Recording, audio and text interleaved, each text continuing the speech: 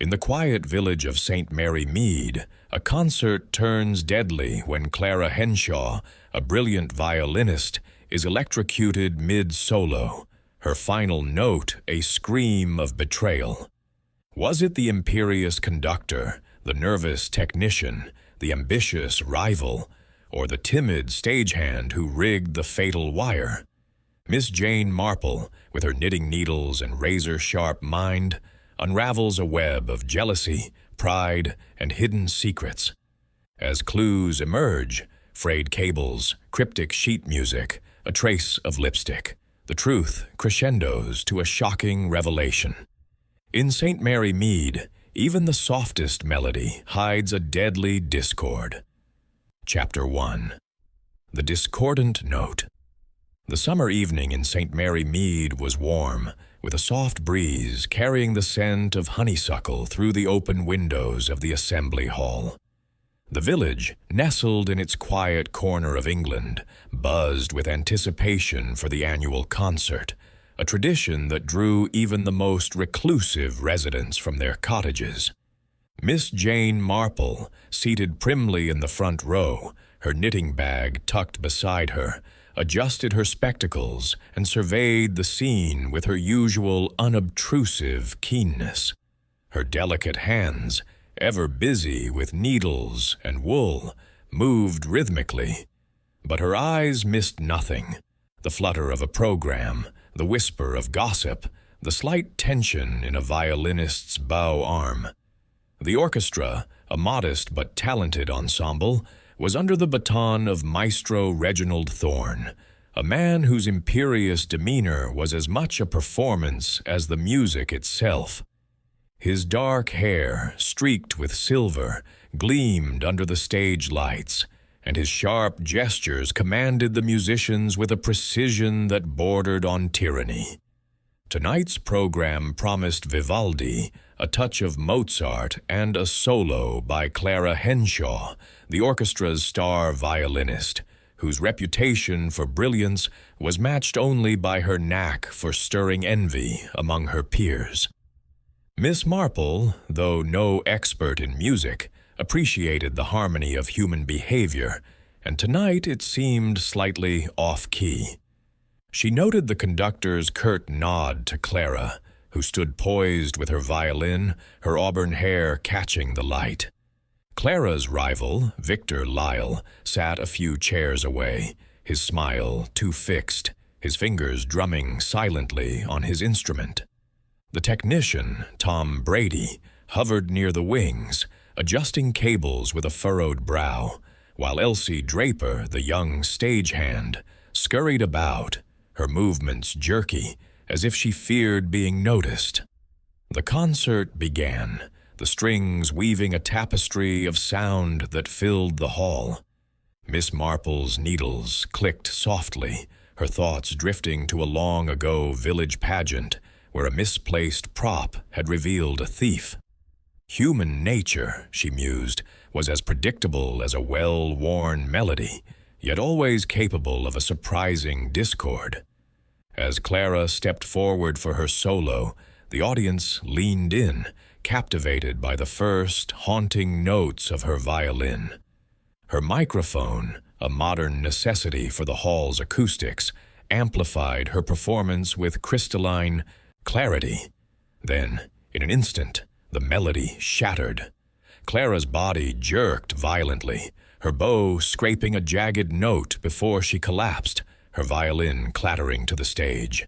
A gasp rippled through the crowd, followed by a stunned silence.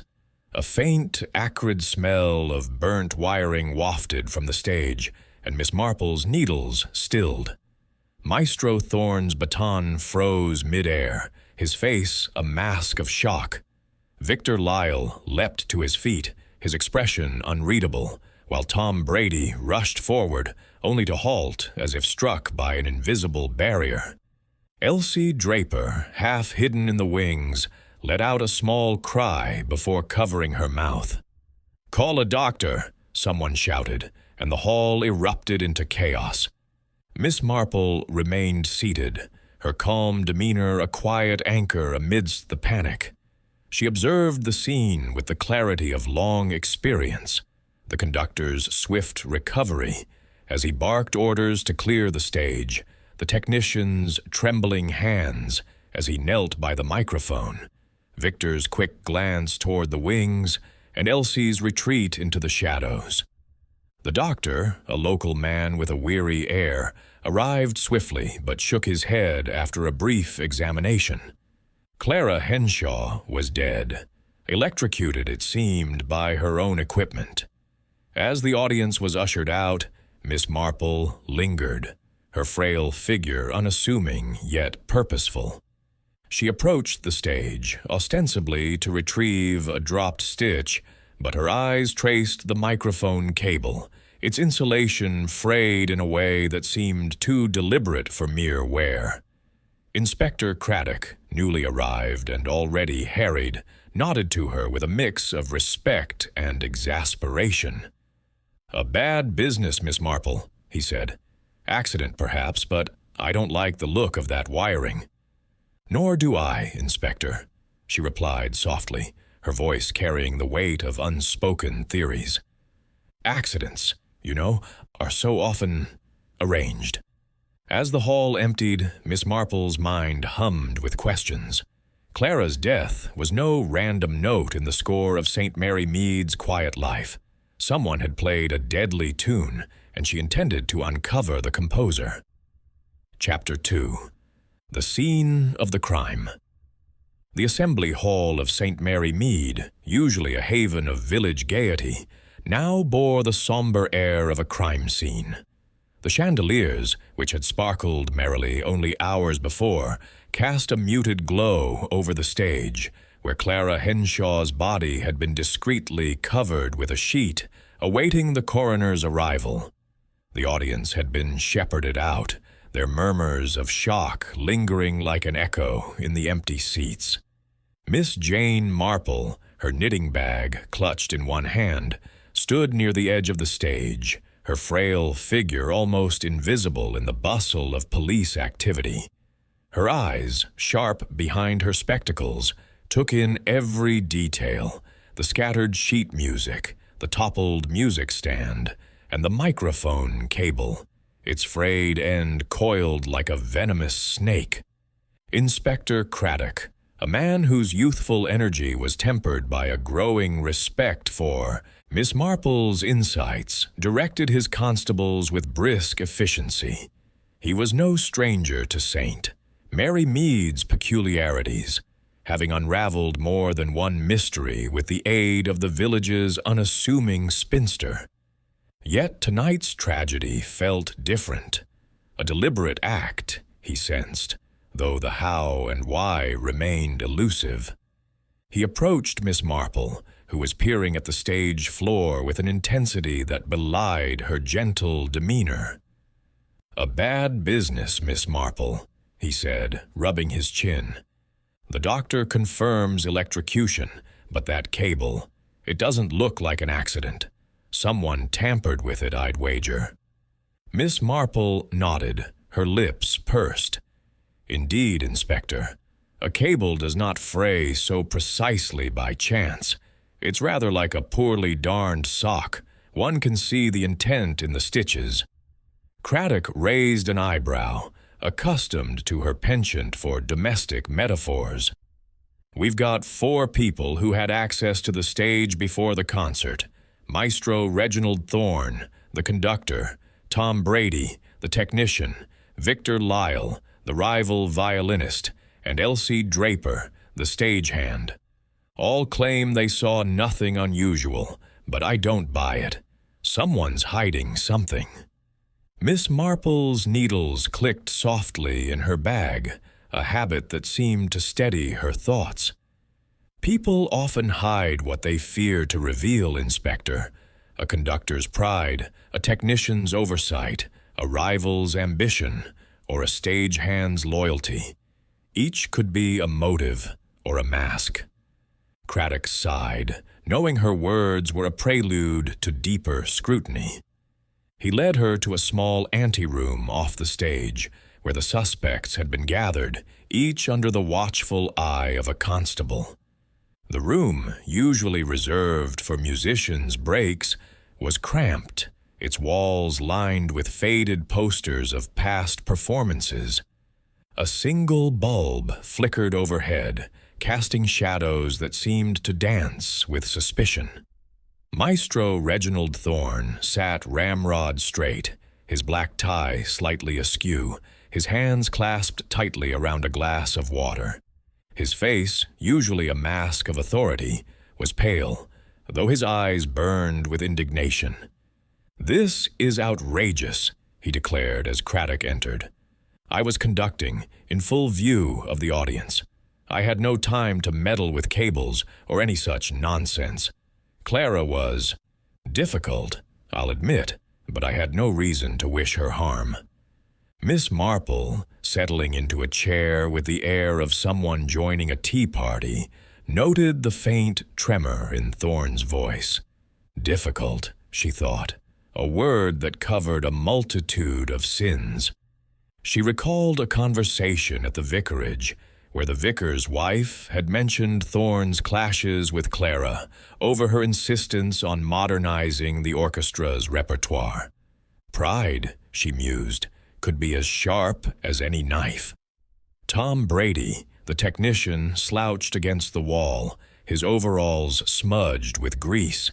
His narrow face was drawn, and his fingers twitched as if longing for a tool to fidget with. "I checked the equipment myself this afternoon," he said, his voice low but insistent. "Everything was in order. Microphones, amplifiers, all of it. Someone must have got to it after I left the stage. I was in the back, setting up the lighting, when it happened." Miss Marple's eyes lingered on his hands, which bore the calluses of a man who knew his trade. Yet there was something in his quick glance toward Elsie that suggested more than professional concern. She made a mental note, thinking of a village carpenter years ago who had covered for a friend's mistake, only to regret it later. Victor Lyle, the rival violinist, leaned against a table, his handsome features composed but his eyes wary. He was younger than Clara, with a charm that had won him admirers in the village, though Miss Marple suspected his smiles were as calculated as his arpeggios.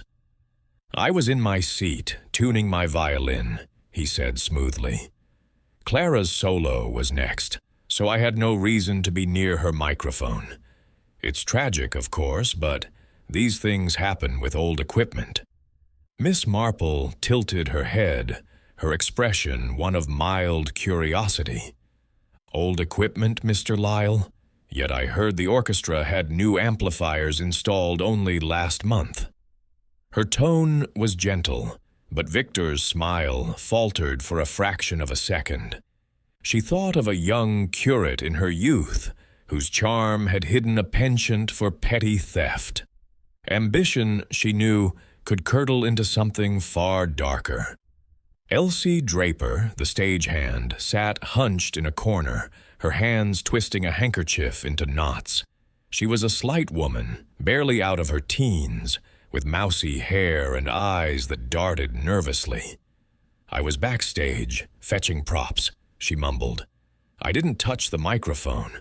I wouldn't know how. I just moved things, set things up. I didn't see anything." Miss Marple's gaze softened, sensing the girl's fear. Elsie reminded her of a maid at St. Mary Mead's manor house years ago, who had been bullied into silence by a domineering housekeeper. Loyalty, or fear, could make one complicit in ways they scarcely understood. "You must see a great deal, my dear, working behind the scenes," she said kindly. Elsie flushed, her eyes dropping to her lap. Craddock, noting Miss Marple's interest, turned to the group. "We'll need statements from each of you, and no one leaves the village until we've sorted this out. That cable was cut and rewired deliberately. Someone meant harm. If anyone knows anything, now's the time to speak." The suspects exchanged glances, each face a study in guarded emotion. Thorne's jaw tightened, Tom's fingers stilled. Victor's smile returned, too bright. Elsie's handkerchief tore slightly at the edge. Miss Marple, her knitting now in her lap, observed the silent symphony of their reactions. Human nature, she thought, was like a score, each note revealing, if one knew how to listen. As Craddock dismissed the suspects to wait under supervision, Miss Marple lingered near the stage, her eyes drawn to the spot where Clara had fallen.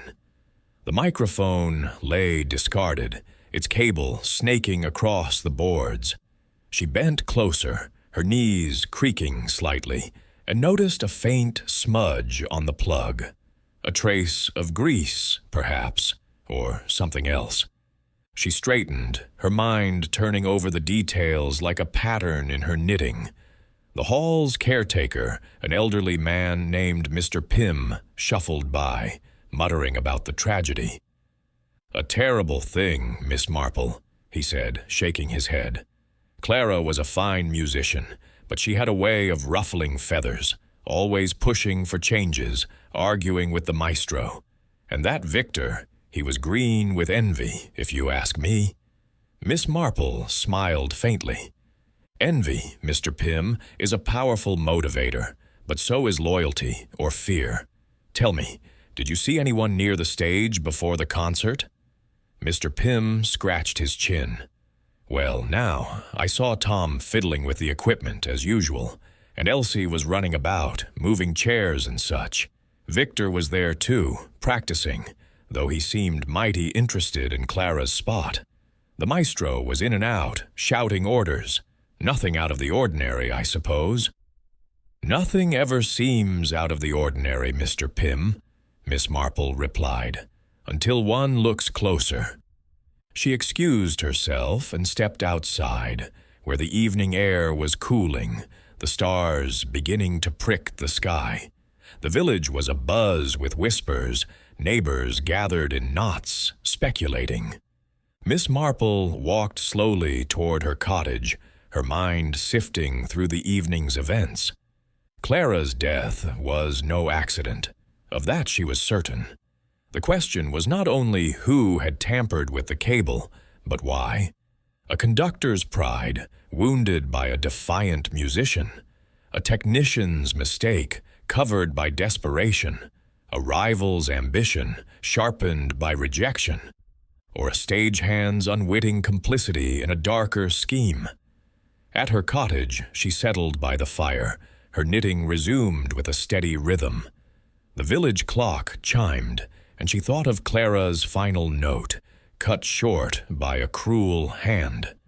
In St. Mary Mead, secrets were like weeds, hidden in plain sight, waiting for a careful hand to unearth them. Miss Marple's needles clicked, and her mind began to weave the threads of suspicion into a pattern only she could see. Chapter 3. The Maestro's Baton. The morning after Clara Henshaw's tragic death dawned crisp and golden over St. Mary Mead, the village stirring with a mix of grief and curiosity. Miss Jane Marple, seated at her breakfast table with a pot of tea and a slice of toast, gazed out at her garden, where the roses were beginning to fade. Her mind, however, was far from the blooms. It was occupied with the discordant notes of the previous evening's tragedy. The assembly hall, so recently alive with music, now stood silent, a stage for a darker drama. Her knitting lay folded in its bag, but her thoughts were as nimble as her needles, piecing together the fragments of what she had seen and heard.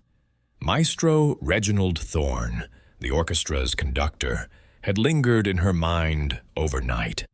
His imperious demeanor, the flash of indignation in his eyes when questioned, suggested a man accustomed to control, yet one who might crack under pressure. Miss Marple, who had known many such men in her long observation of human nature, recalled a village schoolmaster years ago whose rigid authority masked a deep insecurity. Could Thorne's pride, wounded by Clara's defiance, have driven him to a desperate act? Or was he, as he claimed, merely a bystander, his baton raised in innocence? She decided to attend the morning's rehearsal at the assembly hall, where the orchestra, shaken but dutiful, was to regroup under Inspector Craddock's watchful eye. The hall, stripped of its festive air, felt cavernous, the stage still cordoned off where Clara had fallen. Miss Marple slipped into a back row, her presence unnoticed by the musicians, who tuned their instruments with a subdued air. Thorne stood at the podium, his black coat immaculate, his face a study in controlled grief. He raised his baton, and the strings began a mournful rendition of Mozart, but the music lacked its usual vigor, as if the orchestra's heart had been silenced with Clara's. Miss Marple's eyes wandered from Thorne to the other suspects, who were present but not performing. Victor Lyle sat in the wings, his violin case closed, his gaze fixed on the empty soloist's chair. Tom Brady, the technician, was inspecting a lighting rig, his movements methodical but tense. Elsie Draper, the stagehand, hovered near the curtains, her hands clutching a broom as if it were a lifeline. Each, Miss Marple noted, seemed to orbit the tragedy in their own way, their actions revealing more than their words had the night before. As the rehearsal paused, Thorne addressed the musicians, his voice resonant yet strained. "We mourn Clara, but the music must continue," he said. "She would have wanted us to honor her talent with our own." The words were noble, but Miss Marple detected a rehearsed quality, like a speech delivered one too many times. She recalled a vicar in St. Mary Mead who had spoken eloquently of charity while pocketing the collection plate. Words, she knew, could be a mask. She approached Thorne after the rehearsal, under the pretense of offering condolences. "A terrible loss, maestro," she said, her voice soft but probing. "Clara was so gifted. I understand she had ideas for the orchestra. Modern pieces, perhaps?" Thorne's eyes narrowed slightly, but he nodded. "Clara was talented, yes, but headstrong. She wanted to drag us into avant-garde nonsense, jazz, experimental works. I told her it wouldn't suit our audience. Tradition is the soul of this orchestra." His tone was firm, but Miss Marple caught a flicker of unease, as if he feared his authority had been challenged even in death. "Tradition is a comfort," she agreed mildly. "But youth often seeks change. It must be difficult, managing such spirited talents." Thorne adjusted his cufflinks, a gesture that seemed to steady him. "Managing musicians is like herding cats, Miss Marple. Clara tested my patience, but I had no wish for this." He gestured vaguely toward the stage, where a constable was examining the microphone stand. Miss Marple nodded, her expression one of gentle sympathy, but her mind was alert. She recalled a snippet of gossip from the village shop, where Mrs. Bantry had mentioned Thorne's temper, flaring at a committee meeting when Clara proposed a new program. Pride, she thought, was a fragile thing, and a man like Thorne might see defiance as a personal affront. Yet his alibi was ironclad. Hundreds had seen him conducting, his baton a visible extension of his will. Could he have orchestrated the sabotage indirectly, perhaps through another's hands? She wandered toward the stage, her steps slow and deliberate, as if searching for a lost earring. The constable, a young man with a earnest face, allowed her to pass.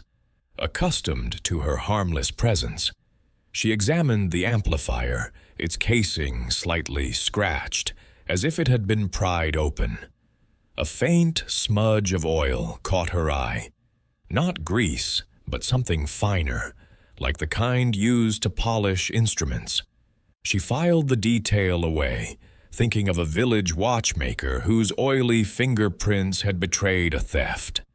At the village tea shop later that day, Miss Marple sipped her Earl Grey and listened to the chatter of the locals, who were abuzz with theories about Clara's death.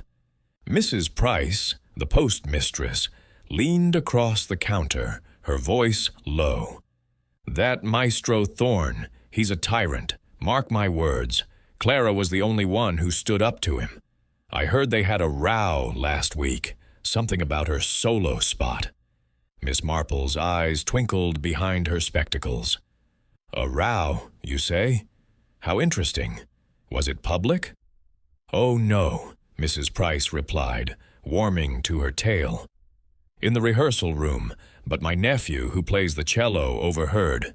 Said Thorne was red in the face, shouting about discipline." Clara just laughed, bold as brass. Miss Marple nodded, her mind turning to a governess she had known, whose defiance of a strict employer had led to subtle revenge. Laughter, she knew, could wound as deeply as a blade, especially to a man like Thorne. She thanked Mrs. Price and made her way to the vicarage, where the vicar's wife, Mrs. Clement, was hosting a small gathering to discuss the memorial concert. Mrs. Clement, a kind but garrulous woman, welcomed Miss Marple with a tray of scones. "Such a tragedy," she said, shaking her head. "Clara was a light in our little orchestra, but between you and me, she wasn't everyone's cup of tea. Victor Lyle, for one. He was always in her shadow, poor man. And that stagehand, Elsie, she seemed terrified of her own shadow whenever Clara was near." Miss Marple spread a thin layer of jam on her scone, her movements precise. "Fear can be a powerful force, Mrs. Clement. Did Elsie ever say why she was so nervous?" "Not a word," Mrs. Clement replied. "But she's a shy thing, always scurrying about. Her brother, you know, is that electrician who was sacked from the manor job. Shoddy work, they said. I wonder if Clara ever crossed him." The mention of Elsie's brother piqued Miss Marple's interest. She recalled the smudge on the amplifier. Could it be connected to an electrician's tools? She made a mental note to inquire further, perhaps through the village grapevine, which was as reliable as any telegraph. As she nibbled her scone, she steered the conversation to Thorne's leadership, learning that his insistence on tradition had alienated younger musicians, though none dared challenge him openly, save Clara. That evening, Miss Marple sat by her fireside, her knitting a steady rhythm against the crackle of the logs. She thought of Thorne's baton, a symbol of control, yet powerless to prevent tragedy. His alibi was strong, but alibis, she knew, could be as deceptive as a false note in a symphony. A conductor might not touch the wires himself, but he could direct another to do so, perhaps with a promise or a threat. She considered the others: Victor's ambition, Tom's expertise, Elsie's fear. Each was a thread in the tapestry, but Thorne's pride seemed the warp that held it together. She resolved to observe him further, perhaps at the next rehearsal, where tensions might betray hidden truths. As the village clock chimed, Miss Marple's needles paused, her mind alight with the quiet certainty that the truth, like a melody, would emerge if she listened closely enough. In St. Mary Mead, even the grandest conductor could not silence the whispers of guilt. Chapter 4. The Technician's Tale. The sun hung low over St. Mary Mead, casting long shadows across the village green, as Miss Jane Marple made her way to the small workshop behind the assembly hall. The air carried the faint tang of autumn, a reminder that summer's warmth was fleeting, much like the harmony that had once defined the village orchestra. Her knitting bag swung gently at her side, a familiar companion, though her mind was far from the woolen scarf taking shape within. Instead, it was fixed on Tom Brady, the technician whose trembling hands and evasive glances had caught her attention the night of Clara Henshaw's death. In her experience, such signs often pointed to guilt or fear, and Miss Marple was determined to discern which. Tom's workshop, a cluttered shed tucked behind the hall, was a jumble of wires, tools, and half-repaired amplifiers. The door was ajar, and Miss Marple, with her characteristic tact, knocked lightly, her voice calling out as if she were merely a neighbor dropping by for a chat. "Mr. Brady, I hope I'm not disturbing you. I was passing and thought to inquire about the hall's lighting. It's been rather dim at the concerts." Tom emerged from behind a workbench, wiping his hands on a rag that looked as worn as his expression. He was a wiry man in his 30s, with a face that might have been boyish if not for the lines of worry etched around his eyes. "Miss Marple," he said, his voice caught between surprise and wariness. "Lighting's fine, far as I know. Been meaning to check it, but, well, things have been a bit hectic." "Quite understandable," she replied, her tone warm but her eyes sharp. "Such a dreadful business with poor Clara. You must feel it keenly, being responsible for the equipment." She stepped inside, her gaze sweeping the room, noting the neatly coiled cables, the toolbox with a chipped red handle, and a faint smell of solder that lingered in the air. Tom's shoulders stiffened, but he nodded. "Aye, it's a weight on me. I checked that microphone myself, hours before the concert. Everything was in order. Cables, plugs, amplifier. I don't know how it went wrong." His fingers twitched, as if itching to pick up a screwdriver, and Miss Marple noticed a smudge of oil on his cuff, not unlike the one she had seen on the amplifier. She settled onto a rickety stool, her knitting bag in her lap, and adopted the air of a kindly aunt. "It must be difficult, Mr. Brady, keeping all those machines in tune, so to speak. Rather like knitting a complicated pattern. One missed stitch, and the whole thing unravels." She paused, her needles clicking softly as she pulled them out. "Did you know Clara well? She seemed such a spirited young woman." Tom hesitated, his eyes flicking to the door as if expecting an interruption. "Not well, no. She was particular about her sound, always asking for adjustments to her microphone, wanting it just so. Got on my nerves sometimes, but she was all right." His voice held a grudging respect, but Miss Marple caught a note of resentment, like a sour chord in a melody. She nodded, her expression one of gentle curiosity. "It's curious, isn't it, how small things can irritate? I recall a gardener in the village, years ago, who took offense when his roses were criticized. He was quite meticulous, like you, but a single slight sent him into a temper." She watched Tom closely, noting the way his jaw tightened. "Didn't take it personal," he said quickly. "Clara was just doing her job, same as me. I was in the lighting booth when it happened, nowhere near the stage." His alibi was firm, but Miss Marple sensed a rehearsed quality, as if he had repeated it to himself many times. "Of course," she said, her tone soothing.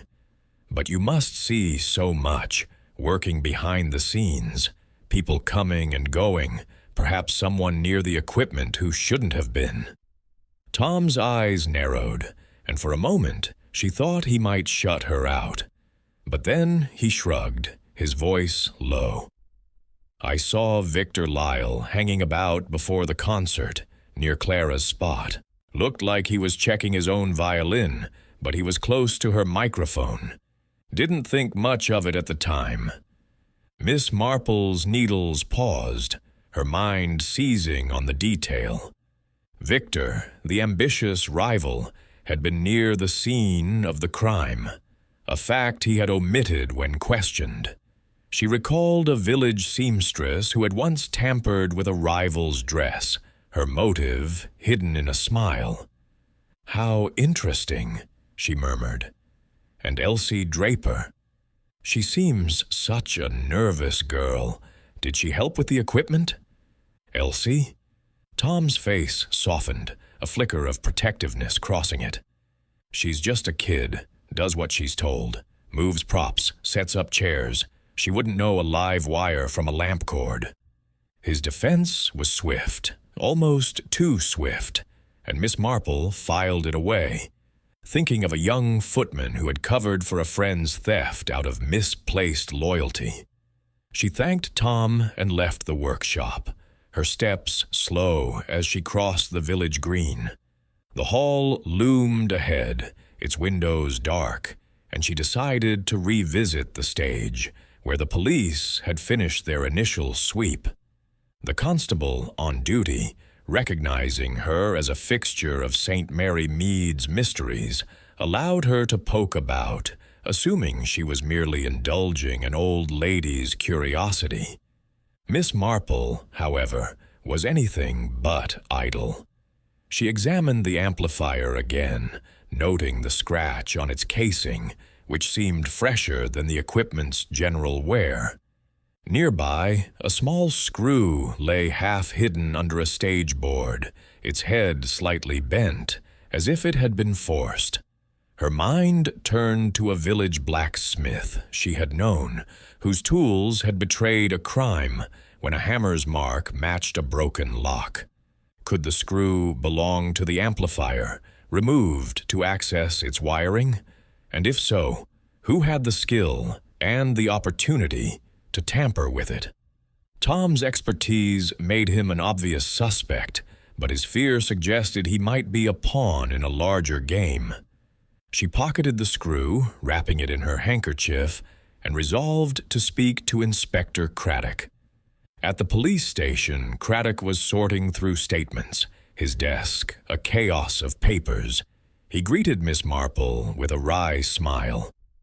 "You've been snooping again, haven't you? Found anything I should know about?" She produced the screw, its tiny form incongruous in her delicate hand. "This was near the amplifier, Inspector. It's small, but small things can tell large stories. I wonder if Mr. Brady might recognize it." Craddock examined it, his brow furrowing. "Could be from the equipment. I'll have it checked. Brady's sticking to his story.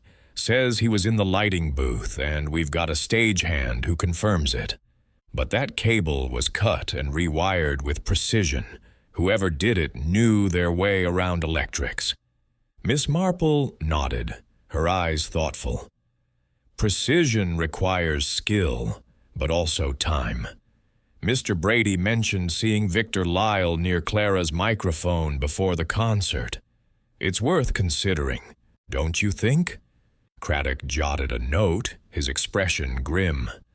"Lyle's too smooth for my liking, and he's got no one to vouch for him during the setup.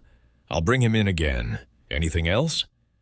"Only a feeling," Miss Marple said, her voice soft. "Elsie Draper seems terribly frightened. She may know more than she's saying, perhaps without realizing it. A gentle word might loosen her tongue." Craddock sighed, knowing her feelings were often more accurate than his reports. "I'll talk to her, but Miss Marple, don't go stirring up trouble. This is a murder case, not a village squabble." She smiled, her eyes twinkling. "Trouble, Inspector, has a way of finding me, but I shall be careful." That afternoon, Miss Marple visited the village library, where Miss Hartnell, the librarian, was a font of local gossip. Over a cup of weak tea, Miss Hartnell shared that Tom had been seen at the pub with Elsie's brother, Jack Draper, a disgraced electrician, just days before the concert. "Jack's a sore one," Miss Hartnell said. "Lost his job at the Manor for cutting corners. Clara gave him a piece of her mind once, said his work was shoddy. He didn't take kindly to that." Miss Marple's mind raced. Could Jack have a grudge against Clara, and might Tom, loyal to a friend, have been drawn into a scheme? She thanked Miss Hartnell and made her way home, where the evening light bathed her cottage in a golden glow. Settling by the fire, she resumed her knitting, the rhythm steadying her thoughts. Tom's tale was one of skill and fear, but also of connections, to Elsie, to Jack, perhaps to Victor. The screw, the smudge, the glance toward Elsie. All were stitches in a pattern she was beginning to discern. As the village clock struck 8, Miss Marple's needles clicked, and she thought of Clara's final performance, cut short by a deadly current. Tom Brady, she suspected, was not the composer of this crime, but he might hold the key to its score. In St. Mary Mead, even the humblest technician could play a part in a grand tragedy, and Miss Marple was determined to uncover the truth, one thread at a time. Chapter 5. The Rival's Ambition. The late summer sun filtered through the lace curtains of St. Mary Mead's village hall, where the orchestra was assembling for another subdued rehearsal. Miss Jane Marple, seated unobtrusively in a corner with her knitting bag, observed the scene with her usual quiet intensity. The air was heavy with unspoken grief, the musicians' notes tinged with a melancholy that echoed Clara Henshaw's absence. Yet Miss Marple's attention was drawn not to the music, but to Victor Lyle, the rival violinist, whose polished charm and hungry eyes had marked him as a figure of interest in the tragedy that had struck the orchestra. Her needles clicked softly, a counterpoint to her thoughts, which wove through the threads of suspicion surrounding Clara's death. Victor, a handsome man in his late 20s, stood out among the musicians like a soloist in a chorus. His dark hair was neatly combed, his posture relaxed yet calculated, as if every gesture were part of a performance. He had taken Clara's place as first violinist, a promotion that seemed to sit lightly on his shoulders, though Miss Marple noted the way his fingers lingered on the strings, as if claiming the spotlight that had once been Clara's. She recalled a young actor in the village's amateur dramatics, whose charm had masked a ruthless ambition. Victor, she suspected, was cut from similar cloth, and ambition, in her experience, could be a dangerous muse. The rehearsal was led by Maestro Thorne, whose baton moved with less vigor than usual, his face etched with the strain of recent events. Victor played flawlessly, his notes soaring above the ensemble, yet Miss Marple caught a fleeting glance he cast toward the wings, where the stagehand Elsie Draper was adjusting a curtain. It was a small gesture, but Miss Marple had learned to trust such moments, like a dropped stitch in a pattern that revealed a flaw.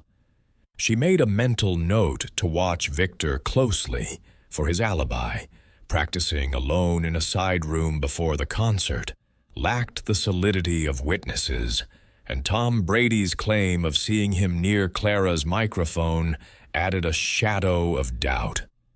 As the rehearsal ended, Miss Marple approached Victor under the guise of admiring his performance. "Such a beautiful rendition, Mr. Lyle," she said, her voice warm with the gentle curiosity of an elderly spinster. "You must feel a great responsibility stepping into poor Clara's role."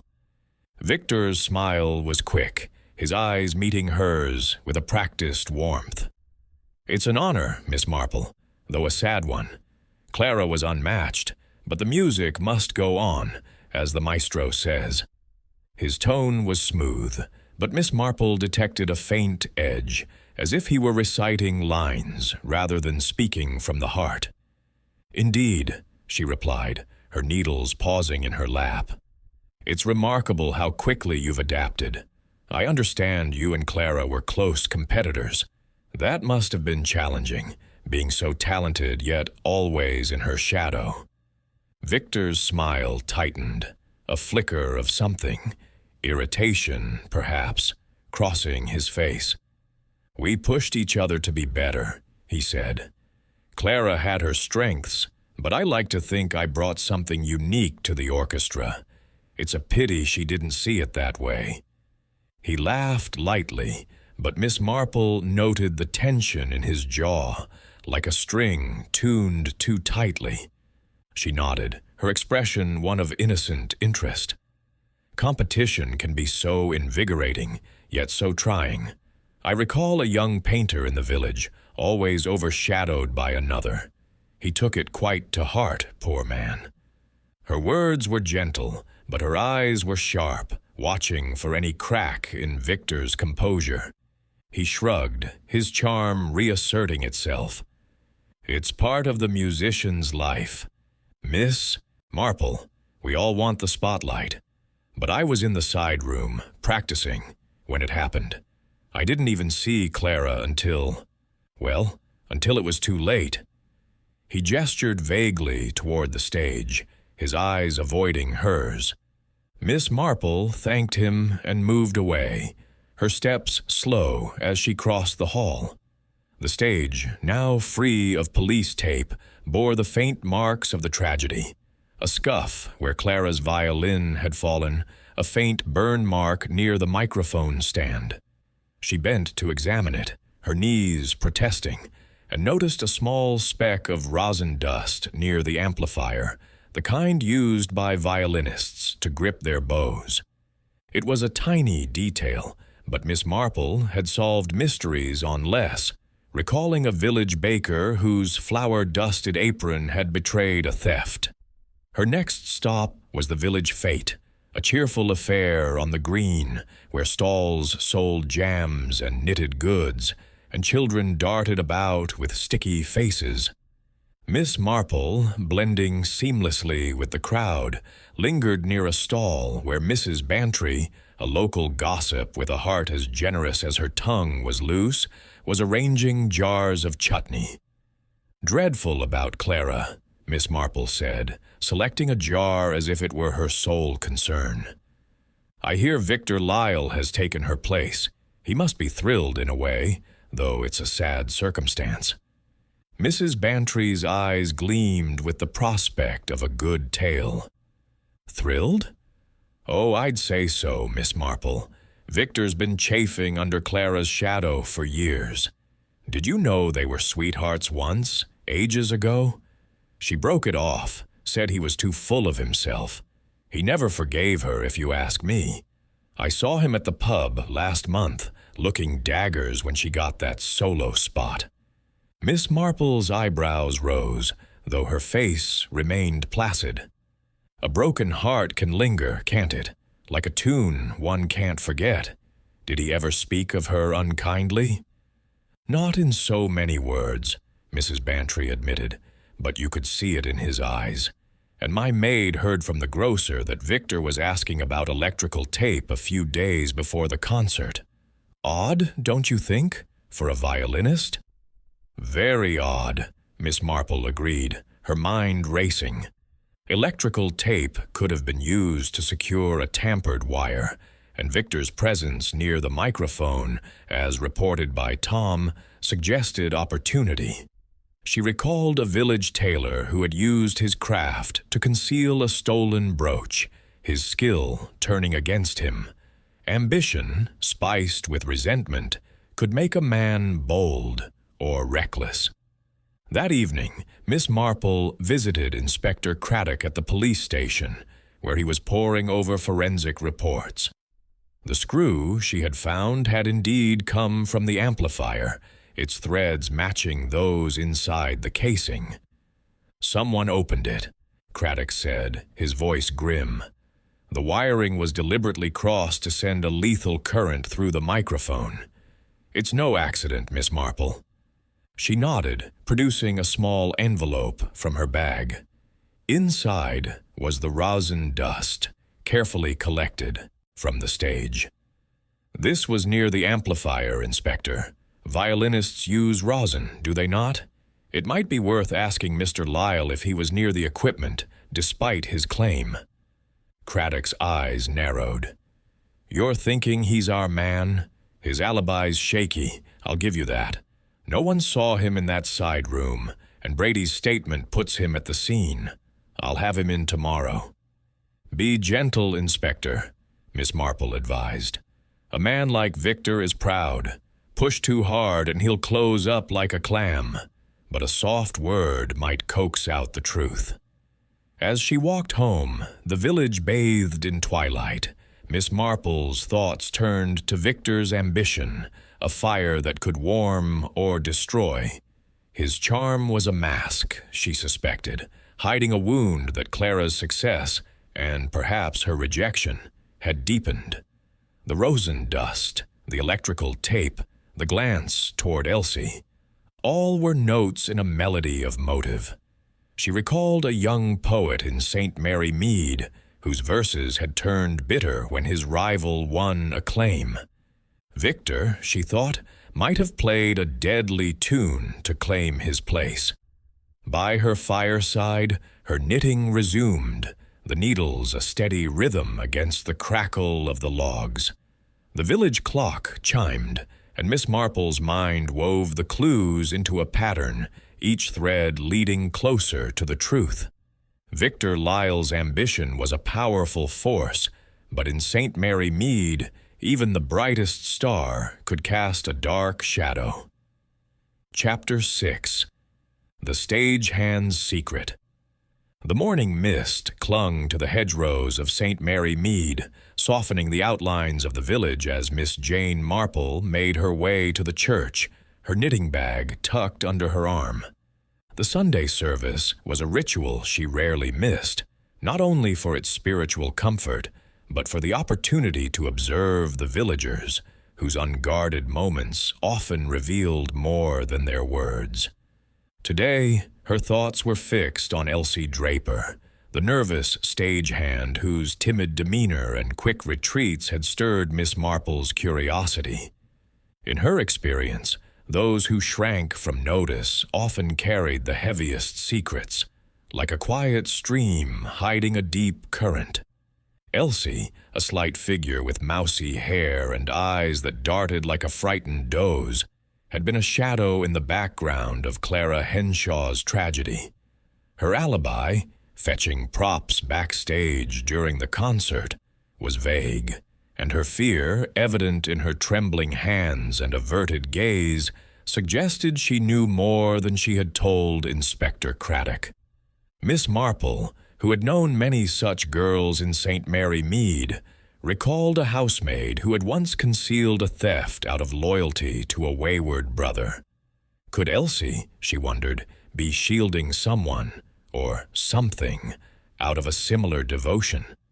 At the church, Miss Marple took her usual pew, her eyes scanning the congregation. Elsie was there, sitting near the back, her hands twisting a hymn book as if it were a lifeline.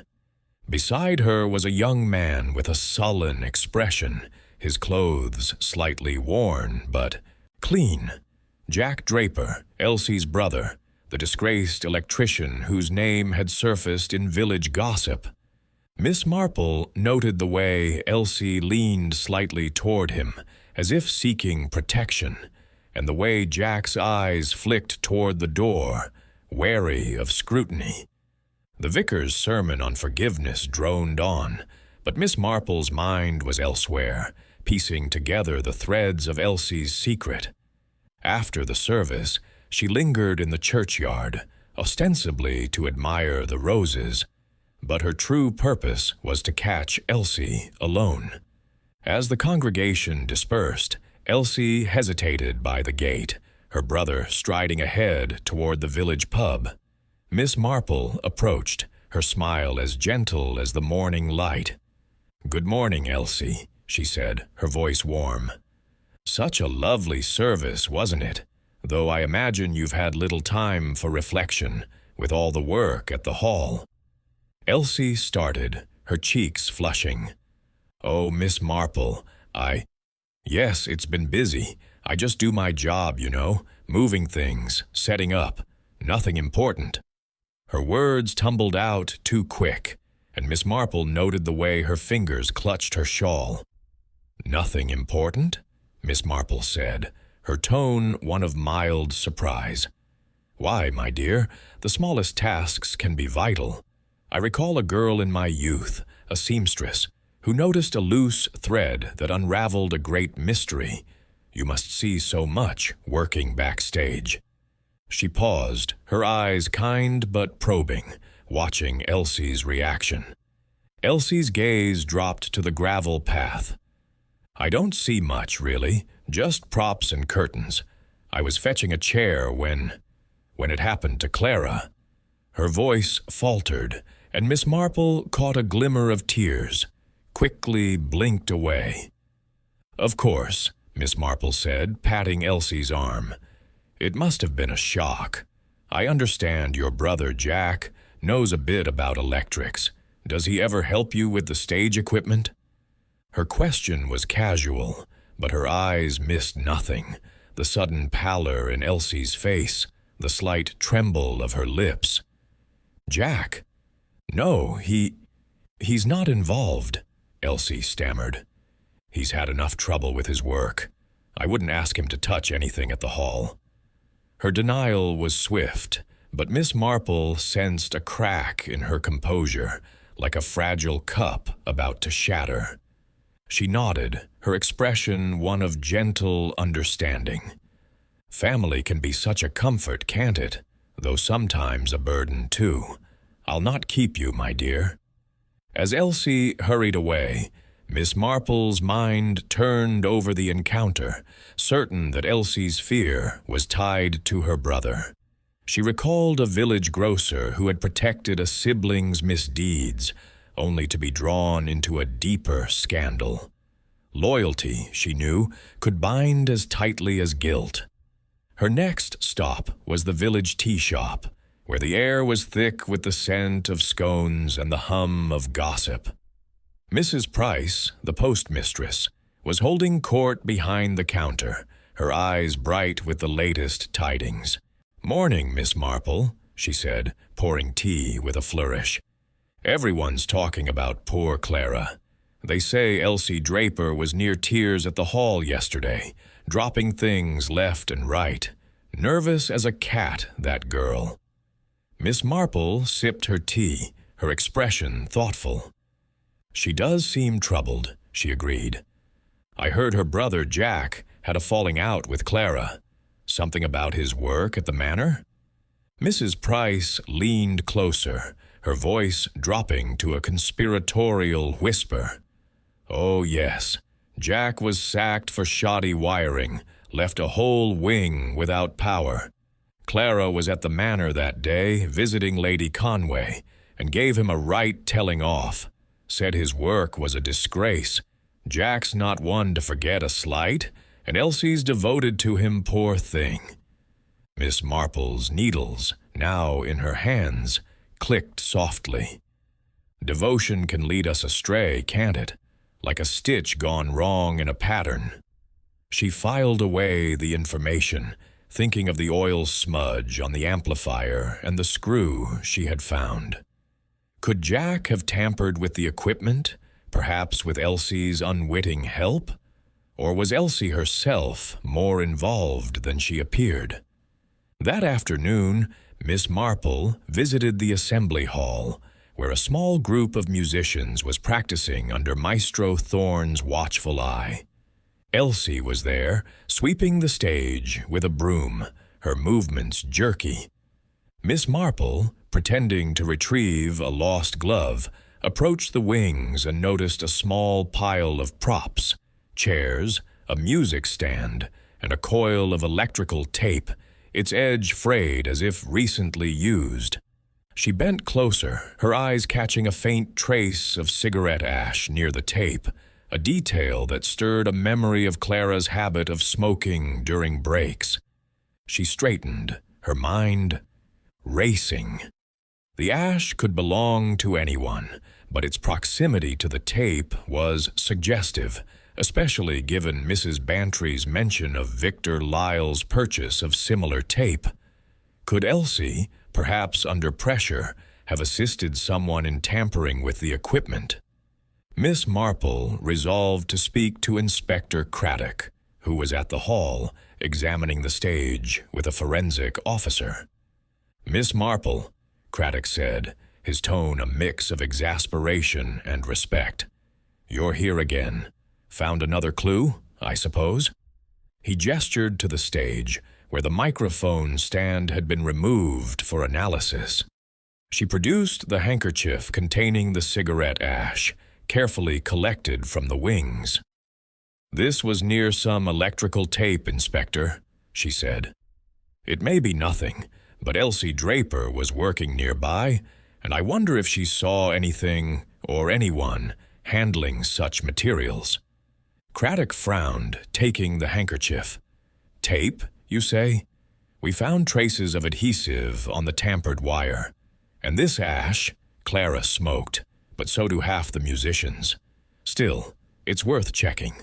Elsie's alibi is weak. She says she was backstage, but no one can confirm exactly where. I'll have a word with her." "Be kind, Inspector," Miss Marple advised. "She's frightened, and frightened people often hide the truth to protect those they love." She thought of Elsie's brother, Jack, and the possibility that his grudge against Clara had drawn Elsie into a dangerous web. As she walked home, the village settling into evening, Miss Marple's thoughts turned to Elsie's secret. The girl's fear, her brother's disgrace, the electrical tape. All pointed to a connection, but the shape of it remained elusive. She recalled a village girl who had once hidden a stolen locket for a friend, her silence born of loyalty rather than guilt. Elsie, she suspected, was caught in a similar bind, her timidity masking a deeper truth. By her fireside, her knitting resumed, the needles a steady rhythm against the quiet of the night. The village clock chimed, and Miss Marple's mind wove the clues into a pattern. Elsie's fear, Jack's grudge, the ash, the tape.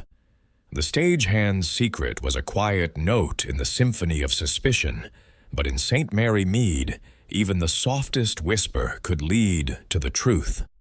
Chapter 7. Threads of Evidence. The late summer days in St. Mary Mead carried a deceptive calm, the village's picturesque cottages and winding lanes belying the undercurrent of unease that had settled since Clara Henshaw's death. Miss Jane Marple, seated in her parlor with a cup of tea and her knitting, gazed out at the garden, where the last of the roses drooped under the weight of morning dew. Her needles moved with their usual rhythm, but her mind was far from the scarf taking shape in her lap. It was weaving together the threads of evidence that had emerged from her observations of Maestro Thorne, Tom Brady, Victor Lyle, and Elsie Draper, each a suspect in the deadly symphony that had silenced Clara's violin. The morning's post had brought a note from Inspector Craddock requesting her presence at the police station to discuss the latest findings. Miss Marple, ever discreet, donned her best hat, a practical affair with a single feather, and made her way through the village, her steps measured but purposeful. The station, a modest building with a tidy hedge, was bustling with activity, constables sorting through statements and evidence bags. Craddock greeted her with a nod, his face lined with the strain of a case that refused to resolve neatly. "Miss Marple," he said, ushering her into his office, "you've got a knack for turning up just when we need you. The forensic report's in, and it's a doozy." The microphone cable was cut and rewired with a thinner gauge, designed to overheat and deliver a lethal shock. Whoever did it knew exactly what they were doing, required technical skill and access to the stage. He slid a photograph across the desk, showing the tampered cable, its insulation sliced with surgical precision. Miss Marple adjusted her spectacles, studying the image. "A deliberate act, then," she murmured. "Rather like cutting a seam to weaken a garment. It looks accidental, but the intent is clear."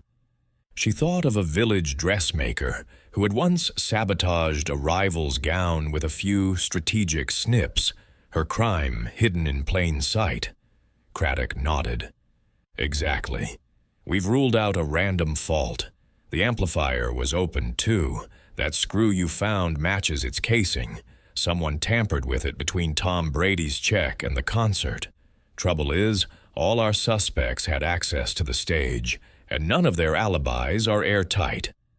Miss Marple's needles, resting in her bag, seemed to echo her thoughts with their silent rhythm. "Access and opportunity are one thing, Inspector, but motive is the key. Maestro Thorne's pride, Tom's fear, Victor's ambition, Elsie's loyalty. Each could be a thread in this tapestry. Have you spoken to Elsie again? She seemed so frightened." Craddock sighed, rubbing his temple.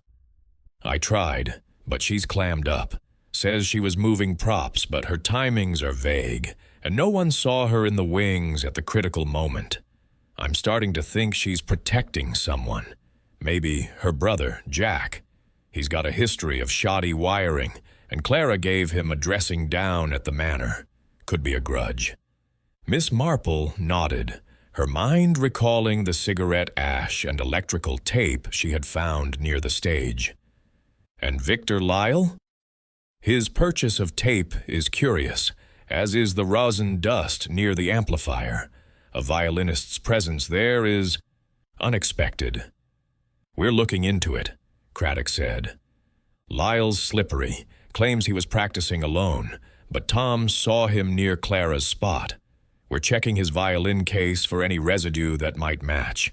As for Thorne, his alibi's the strongest. Hundreds saw him conducting, but he's not above suspicion. Clara challenged his authority, and he's not one to take that lightly." Miss Marple's eyes twinkled behind her spectacles. "Pride, Inspector, can be as deadly as ambition. I'd like to see the stage again, if I may. Sometimes the smallest detail, a dropped stitch, if you will, can unravel the whole pattern." Craddock, accustomed to her requests, arranged for her to visit the hall that afternoon.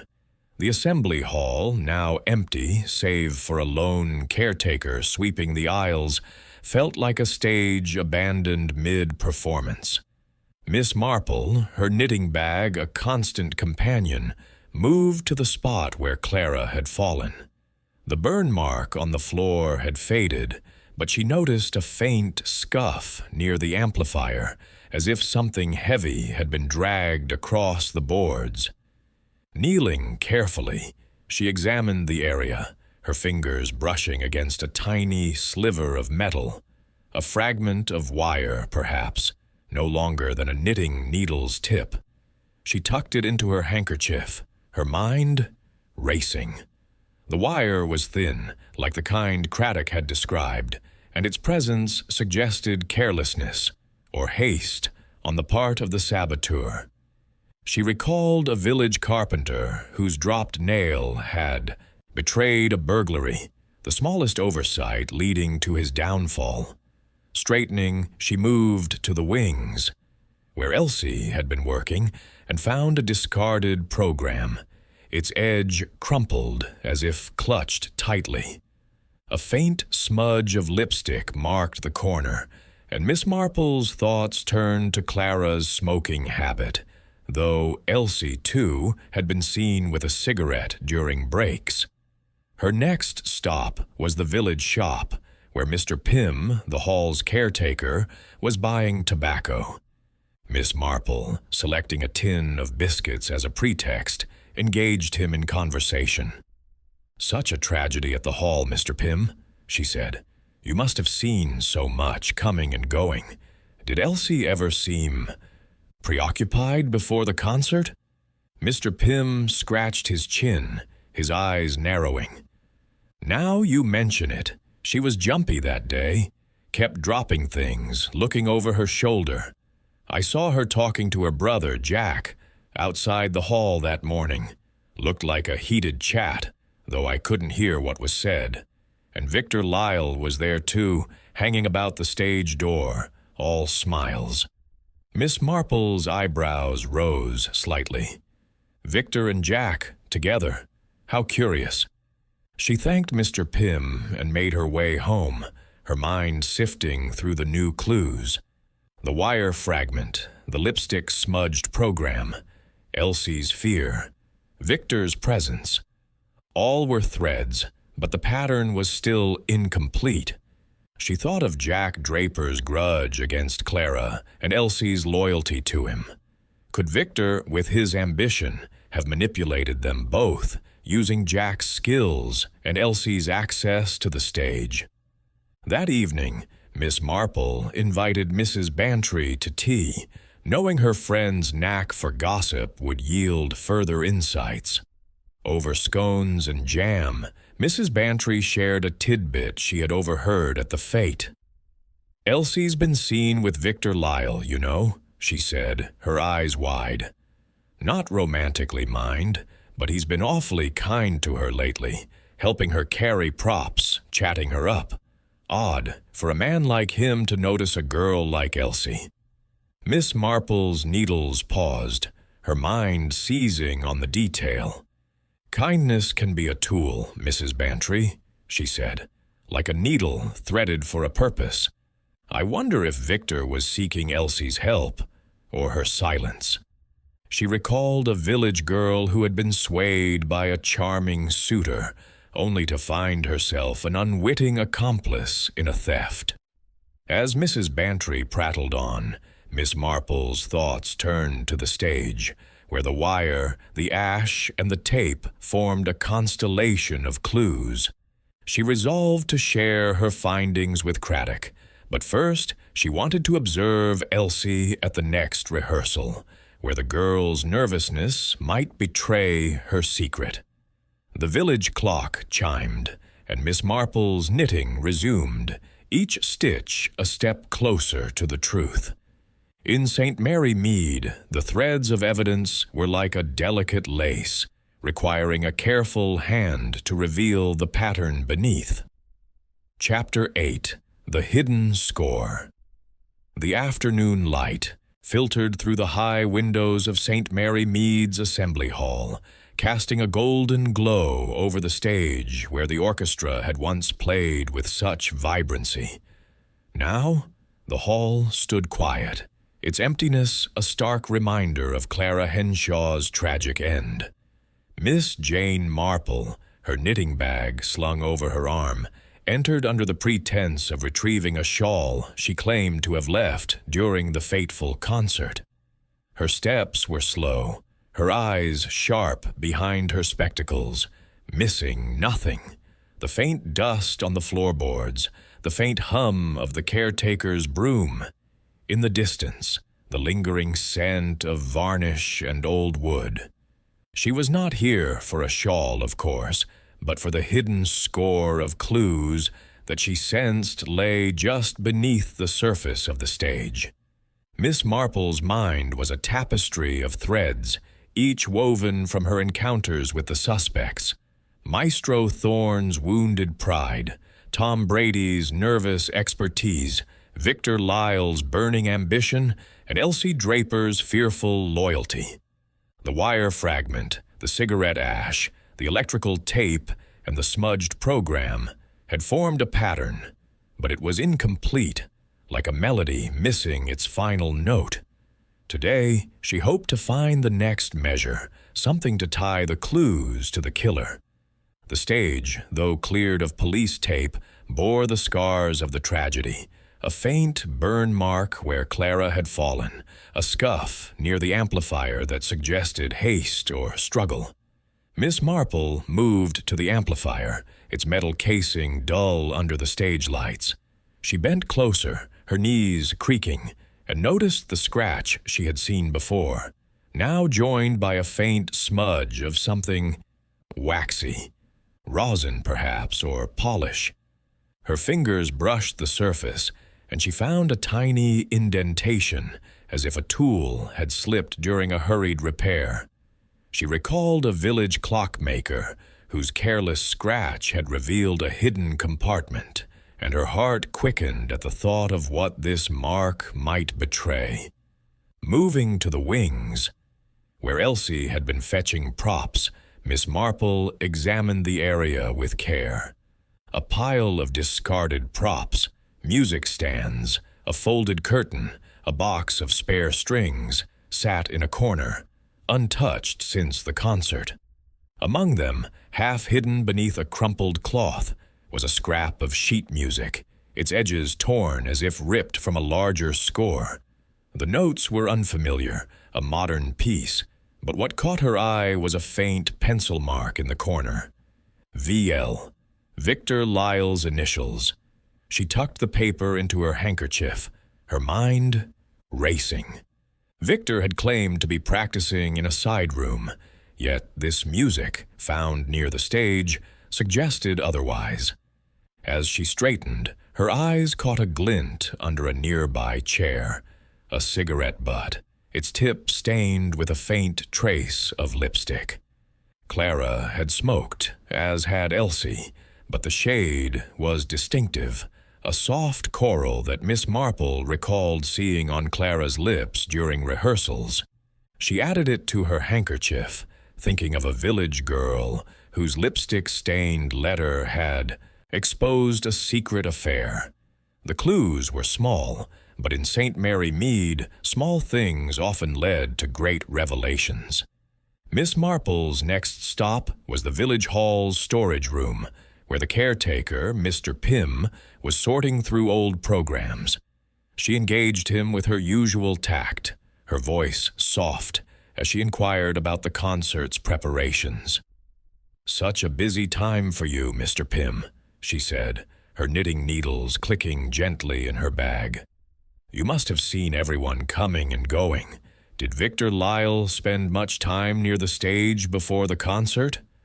Mr. Pym, his hands dusty from old papers, nodded thoughtfully. "Now you mention it, Miss Marple. He was about more than usual. Said he was checking his violin, but I saw him near the amplifier, fiddling with something. Thought he was just being particular. Musicians, you know. Elsie was there too, carrying props, looking like she'd seen a ghost." Miss Marple's eyes twinkled. "And Maestro Thorne? Did he inspect the equipment at all?" "Not that I saw," Mr. Pym replied. "He was in his office, going over the score, barking orders as usual, but Tom Brady was in and out, checking cables. He seemed a bit off, kept muttering about the wiring being tampered with after his check." Miss Marple thanked him and made her way to the village tea shop, where the afternoon crowd was abuzz with speculation. Mrs. Price, the postmistress, greeted her with a knowing smile. "You're on the scent, aren't you, Miss Marple? Everyone's talking about Elsie Draper, says she's been crying her eyes out, won't speak to anyone, and Victor Lyle's strutting about like he owns the orchestra now." Miss Marple sipped her tea, her expression one of mild interest. "Grief can take many forms, Mrs. Price. I heard Victor and Elsie were seen together recently. Perhaps he was offering comfort?" Mrs. Price snorted. "Comfort? That one's too full of himself to care about a girl like Elsie. but my cousin's boy saw them talking by the hall late one evening. Looked like Victor was giving her something. A roll of tape, maybe. Odd, don't you think? Very odd, Miss Marple agreed, her mind seizing on the detail. The electrical tape, Victor's initials on the sheet music, the cigarette butt, all pointed to a convergence of motive and opportunity. She recalled a village shopkeeper who had manipulated a shy assistant into hiding stolen goods, his charm a tool for deceit. Could Victor have used Elsie's vulnerability to further his ambitions? That evening, Miss Marple visited Inspector Craddock at the police station, where he was reviewing the forensic report on the cigarette butt she had found earlier. "It's Clara's brand," he said, his voice grim. "The lipstick matches samples from her dressing room, but Elsie smokes too, and we can't rule her out. The tape residue on the wire is a match for a common brand, sold at the village shop, where Victor was seen buying some." Miss Marple produced the sheet music and the new cigarette butt, carefully wrapped in her handkerchief. "This was near the stage, Inspector," she said. "Victor's initials suggest he was there, despite his alibi. And this butt, Clara's lipstick, I believe. It's curious, don't you think, that such personal items keep appearing where they shouldn't?" Craddock's eyes narrowed. "You're building a case against Lyle, aren't you? His alibi's the weakest, and with Tom's statement, and now this music, he's looking shadier by the minute. But Elsie, she's still a puzzle. I tried talking to her, but she's terrified, won't say a word about her brother or anyone else." "Fear can be a powerful silencer," Miss Marple said softly. "Elsie may be protecting someone, her brother perhaps, or even Victor, if he's persuaded her to keep quiet. A gentle approach might help, Inspector." Craddock nodded, jotting a note. "I'll have her in tomorrow, softly as you like, and I'll confront Lyle about this music. If he was near the stage, he's got some explaining to do." As Miss Marple walked home, the village settling into dusk, her thoughts turned to the hidden score of the crime. The sheet music, the cigarette butt, the tape, all were notes in a melody of deception, with Victor's ambition and Elsie's fear as the key themes. She recalled a village musician whose stolen score had revealed a betrayal, the notes themselves a confession. The truth, she sensed, was close, hidden in the shadows of the stage. By her fireside, her knitting resumed, the needles a steady rhythm against the quiet of the night. The village clock chimed, and Miss Marple's mind wove the clues into a pattern, each thread drawing her closer to the killer. In St. Mary Mead, the hidden score was always there, waiting for a careful hand to play it. Chapter 9. Tea and Tension. The soft glow of late afternoon light filtered through the lace curtains of Miss Jane Marple's cottage, casting delicate patterns across the parlor, where a tea tray sat laden with scones, jam, and a steaming pot of Earl Grey. The air was fragrant with the scent of baking, but beneath the homely charm lay a calculated purpose.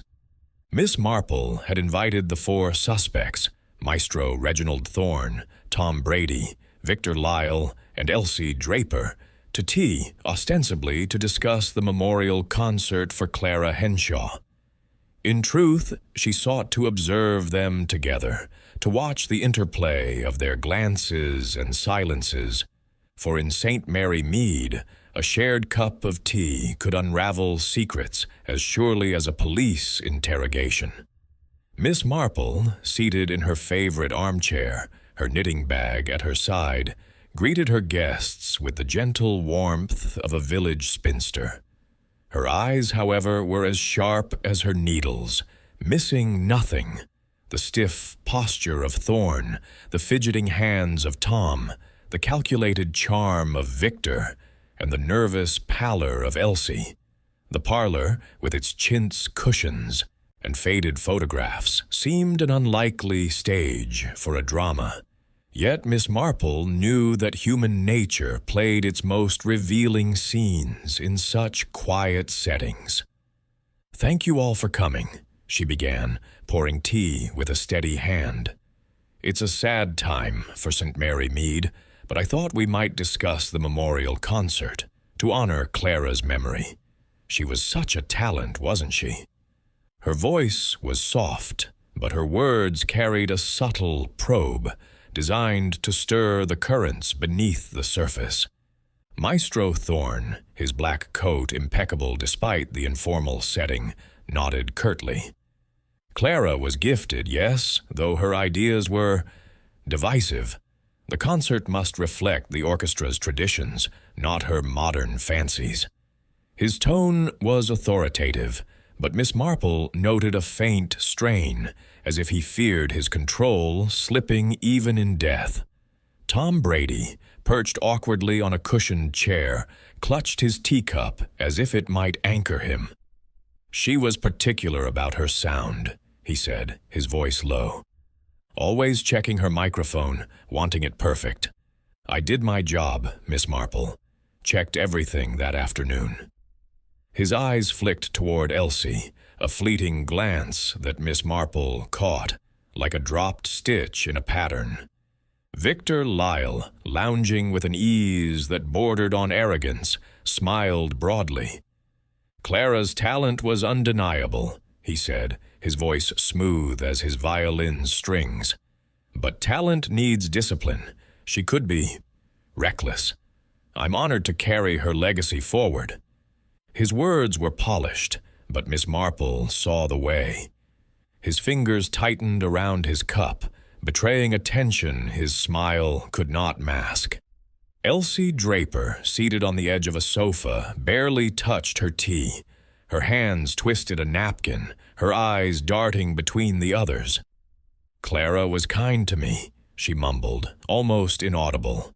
"I just moved props, set things up. I didn't see anything." Her voice cracked, and Miss Marple's heart softened, though her mind remained alert. She recalled a village girl who had stammered her way through a lie, her fear betraying her loyalty. Miss Marple steered the conversation to the concert, her questions seemingly innocent but carefully chosen. "Clara's solo was the highlight of the evening," she said, offering a scone to Victor. "It must be daunting, Mr. Lyle, to step into her place. Did you ever discuss her performances with her? Perhaps her choice of music?" Victor's smile faltered for a fraction of a second. "We talked now and then," he said. "She loved modern pieces, too experimental for my taste. I prefer the classics, something the audience can rely on." His eyes met hers, and Miss Marple sensed a challenge, as if he dared her to probe further. She turned to Thorne, her tone mild. "And you, Maestro, must have guided Clara's choices. It's a heavy responsibility, shaping an orchestra's sound." She watched his reaction, noting the way his jaw tightened, a faint flush rising to his cheeks. "Clara needed guidance," Thorne said sharply. "She was talented but willful. I told her the audience prefers tradition, not her avant-garde whims. She didn't always listen." His words carried a bitterness that Miss Marple filed away, thinking of a village headmaster whose authority had been challenged by a rebellious pupil. As she poured more tea, Miss Marple shifted the topic to the equipment, her voice casual. "It's such a pity about the amplifier, Mr. Brady. You must feel dreadful, knowing it was tampered with after your check.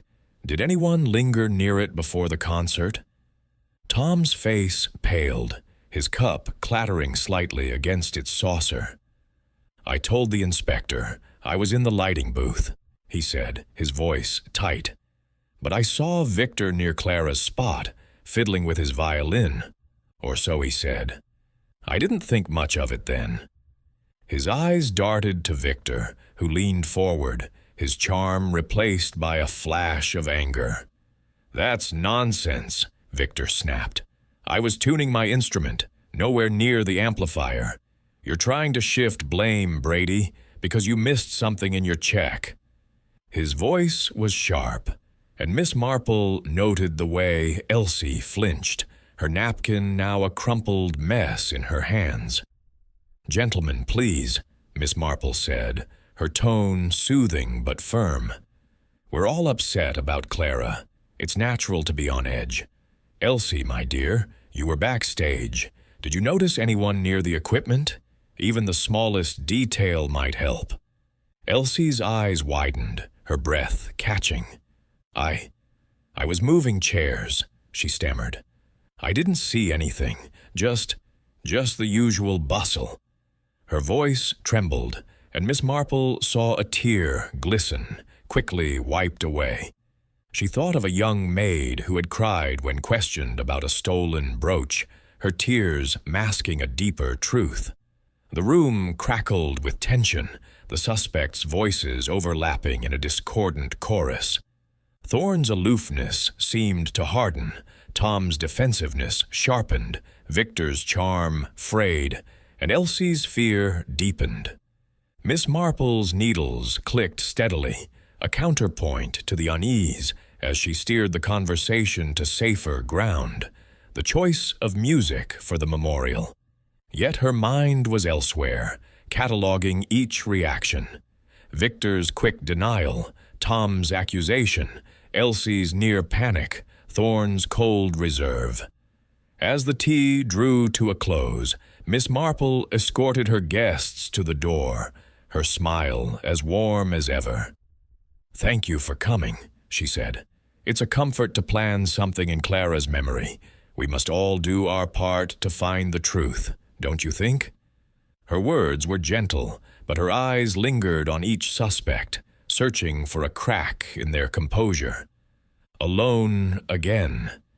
Miss Marple settled by her fireside, her knitting resuming its familiar rhythm. The tea had been a performance, each suspect playing their role, but the tension had revealed new notes in the score. Victor's anger at Tom's accusation, Elsie's fear at the mention of the equipment, Thorne's bitterness, Tom's nervous glance. All were threads in the tapestry.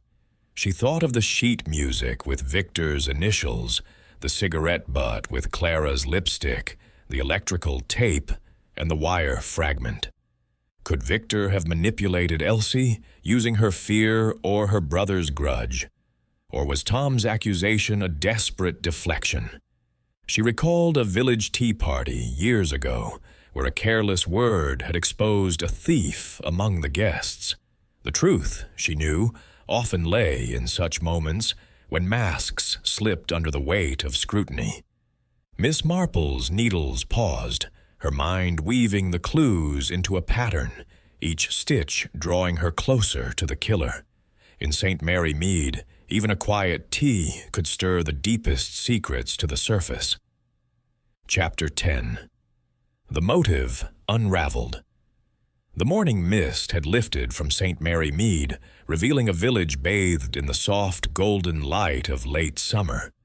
Miss Jane Marple sat in her garden, her knitting bag resting beside a wicker chair, her eyes fixed on the fading roses, but her mind far from their delicate petals. The threads of evidence she had gathered. Victor Lyle's initials on the sheet music, the cigarette butt with Clara's lipstick, the electrical tape, the wire fragment, and the tensions at her tea party had begun to form a pattern, like a complex lace slowly taking shape. Yet the motive, the heart of the crime, remained elusive, a missing note in the deadly score that had silenced Clara Henshaw. Today, Miss Marple resolved to unravel that motive, to find the thread that would lead her to the killer. Her first stop was the village music shop, a quaint establishment run by Mr. Hargreaves, a bespectacled man with a passion for sheet music and a memory for his customers' habits. Miss Marple, under the guise of selecting a hymn book for the church choir, engaged him in conversation. "Such a tragedy about Clara," she said, her voice gentle. "I understand Victor Lyle is now the first violinist. He must be a frequent visitor here, with his love for music." Mr. Hargreaves nodded, polishing his glasses with a cloth. "Oh, yes, Victor's in often, always looking for new scores.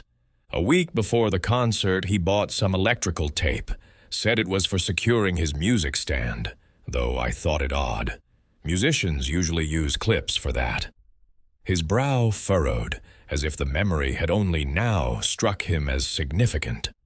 Miss Marple's eyes twinkled behind her spectacles. "How curious," she murmured. "Did he mention Clara at all? They were such rivals." "I hear." Her tone was casual, but her mind was alert, recalling the tape residue found on the tampered wire. "He didn't say much," Mr. Hargreaves replied, "but he seemed out of sorts when I mentioned Clara's solo. Muttered something about her getting all the attention. I didn't think much of it. Musicians and their egos, you know?" He chuckled, but Miss Marple's mind seized on the detail, thinking of a village poet whose envy had led to a spiteful act years ago. Thanking Mr. Hargreaves, she made her way to the home of Jack Draper, Elsie's brother, whose disgraced career as an electrician had surfaced in village gossip. His cottage, a modest affair on the edge of St. Mary Mead, was cluttered with tools and half-finished projects. Jack, a stocky man with a sullen demeanor, greeted her with suspicion, but Miss Marple's gentle manner disarmed him. "I'm helping with the memorial concert, Mr. Draper," she said, her knitting bag a reassuring prop. "Elsie's been so helpful at the hall, and I heard you know a bit about electrics. Did you ever assist with the stage equipment?" Jack's eyes narrowed, his hands tightening around a screwdriver. "I don't go near the hall," he said gruffly. "Lost my job at the manor, thanks to Clara and her big mouth. Said my wiring was shoddy, humiliated me in front of Lady Conway, but I didn't touch that microphone." His denial was firm, but Miss Marple noted a flush of anger, a wound still raw. "Did Elsie ever ask for your advice?" she pressed, her voice soft.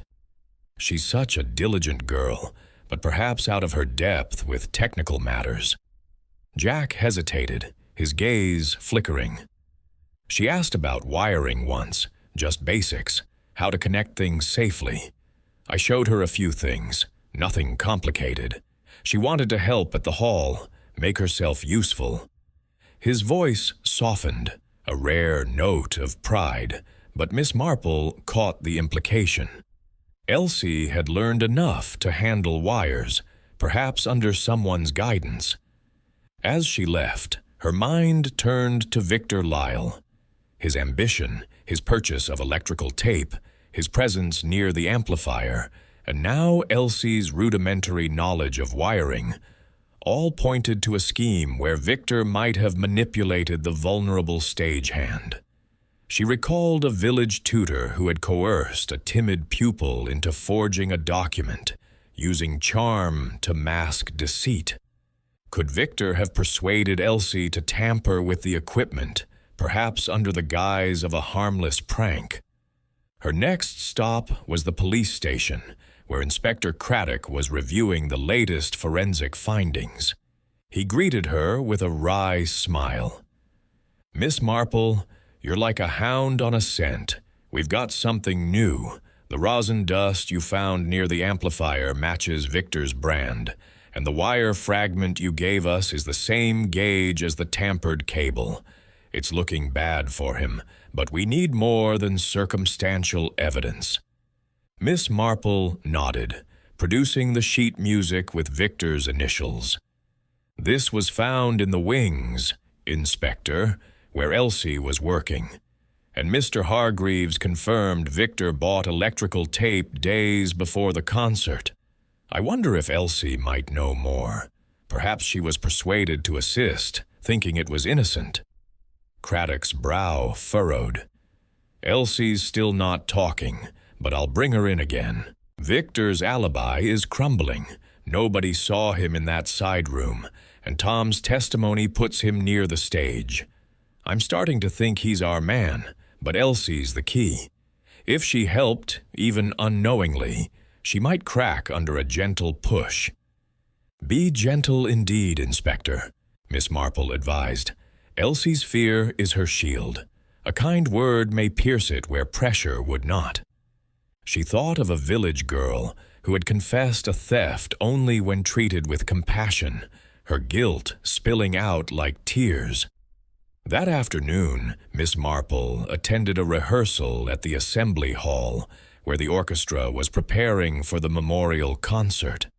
Victor played with his usual flair, but his eyes darted toward Elsie, who was arranging chairs with trembling hands.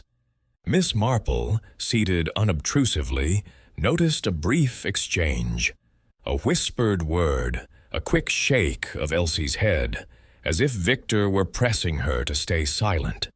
She recalled the tea party, where Elsie's fear had peaked at the mention of the equipment, and Victor's anger had flared at Tom's accusation. As the rehearsal ended, Miss Marple approached Elsie, her smile warm. "You're doing splendid work, my dear," she said. "It must be hard with all that's happened. Did anyone ask you to adjust the equipment before the concert? Even a small task could be important." Elsie's face paled, her hands clutching a chair. "No, Miss Marple, I just moved props. I didn't touch the wires." Her voice was barely a whisper, and Miss Marple saw the fear in her eyes, a mirror to the maid who had hidden a secret out of loyalty. Back at her cottage, Miss Marple sat by her fireside, her knitting a steady rhythm against the evening's quiet. The motive was unraveling. Victor's ambition, fueled by his rivalry with Clara, and perhaps a lingering resentment from their past, had driven him to sabotage her performance. Elsie, vulnerable and loyal to her brother, had been his tool, taught just enough to rig the wire under the pretense of a harmless act. The tape, the rosin, the sheet music, all pointed to Victor, with Elsie as his unwitting accomplice. The village clock chimed, and Miss Marple's needles paused, her mind weaving the final threads. The motive was clear, but the proof lay in Elsie's silence. In St. Mary Mead, the truth was like a melody, waiting for the right moment to be played. Chapter 11. The final crescendo. The early evening sky over St. Mary Mead was streaked with the soft pinks and golds of a fading summer, casting a gentle glow over the village's quiet lanes. Miss Jane Marple sat in her parlor, her knitting bag at her side, but her needles lay still, her mind alight with the clarity of a puzzle nearly solved. The threads of evidence, Victor Lyle's initials on the sheet music, the electrical tape, the rosin dust, the wire fragment, Elsie Draper's fear, and the tensions at her tea party, had woven into a pattern as intricate as the lace she so often crafted. The motive, unraveled in her last reflections, pointed squarely to Victor, whose ambition had orchestrated Clara Henshaw's death. Yet the proof, like the final note of a symphony, required a careful hand to bring it forth. Miss Marple had arranged to meet Inspector Craddock at the police station, where the suspects were to be questioned once more. The station, a modest brick building with a tidy front garden, buzzed with the quiet efficiency of a case nearing its close. Craddock greeted her with a nod, his face a mix of determination and fatigue. "Miss Marple," he said, gesturing to a chair, "your clues have been a godsend. The rosin dust matches Victor's brand.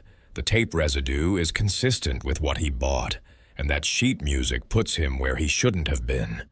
But we need a confession, or at least Elsie's statement, to tie it all together. Miss Marple adjusted her spectacles, her expression serene, but her eyes sharp. A confession, Inspector, is like a dropped stitch. Sometimes it comes only when the tension is just right. Elsie is the key, I believe. Her fear is not for herself, but for someone she loves, her brother, perhaps, or even Victor's influence over her. A gentle word may coax the truth where pressure would fail. Craddock nodded, spreading out the evidence on his desk.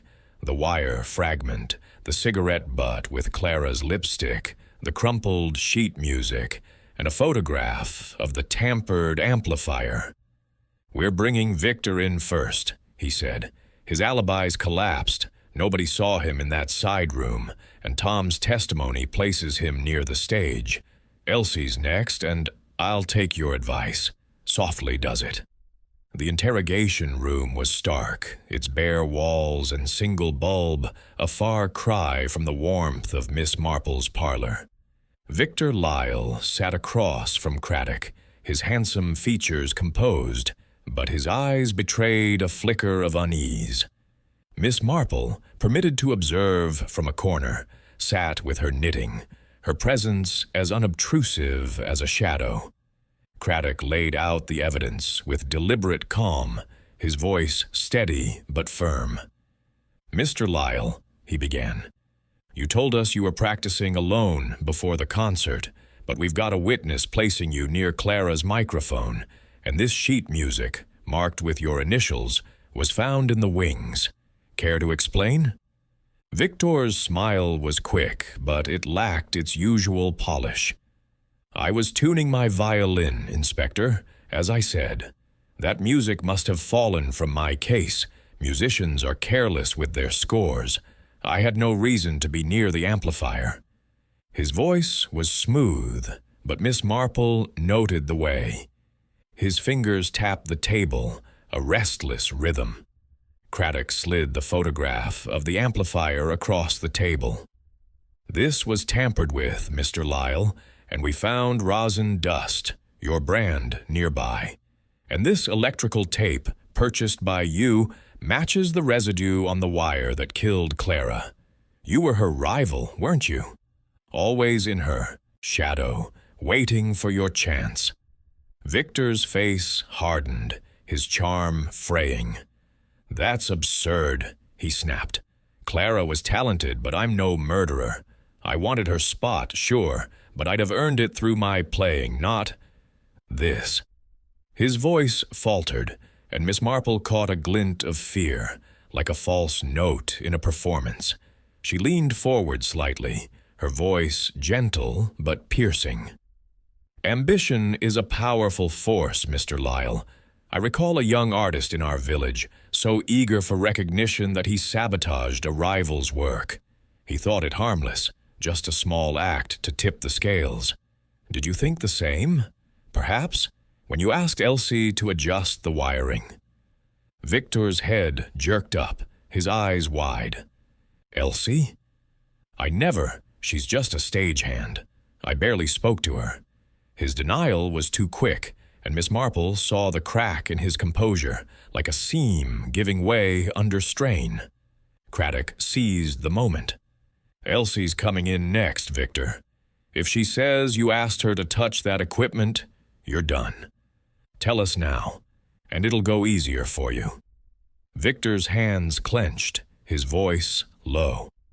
"I didn't mean for her to die," he said, almost a whisper. "I just wanted her off the stage, out of the solo. I told Elsie it was a prank, to loosen a wire so Clara's microphone would cut out. I didn't know it would kill her." His voice broke, and Miss Marple's needles stilled, her heart heavy with the weight of his confession. Craddock's face was grim. "You rigged the wire, didn't you? Used Elsie to do the dirty work, knowing her brother had taught her enough to manage it."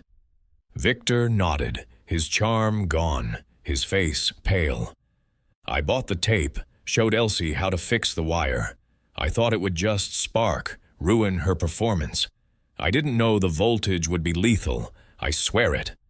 His words spilled out, a confession born of panic, and Miss Marple saw the truth in his eyes, a man undone by his own ambition. Elsie was brought in next, her face ashen, her hands trembling. Craddock, taking Miss Marple's advice, spoke softly.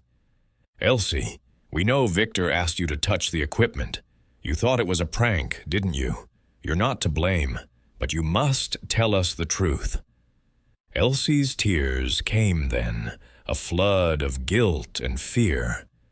"He said it would just make a noise, embarrass Clara," she sobbed. "I didn't know it would hurt her. Jack showed me how to connect wires, but I didn't know. I'm so sorry." Her confession, halting but honest, confirmed Victor's role, her innocence a tragic note in the score.